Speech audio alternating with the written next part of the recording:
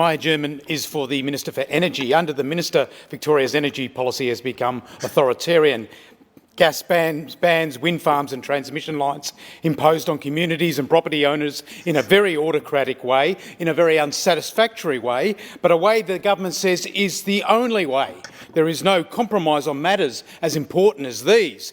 Recently, the Minister announced a $10 million investment in the Waste-to-Energy Fund, and the Minister proudly promotes this fund, encouraging industries to transform organic waste into sustainable energy. And when just such a renewable project was proposed for Wollert, it sailed through the Ministers for Planning, who decided the project was so good it didn't even need an environmental effects statement.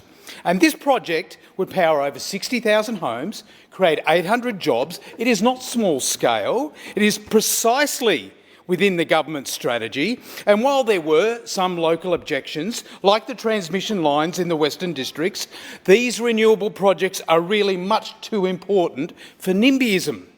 So far, so good. This is textbook stuff. This is the Minister getting things done. But imagine my confusion when Ms D'Ambrosio, out of the blue, launched a parliamentary petition against the waste-to-energy project in Wollert, the suburb that resides within her own electorate. Yes, indeed. The Minister has a petition up against herself. Her advocacy against herself includes the following. Together we're creating a new parliamentary petition against the proposal. Her fellow partitioners say in the future it will be hushed up and silenced and we won't know about it. We must stop the monster before the application is approved. So questions arise.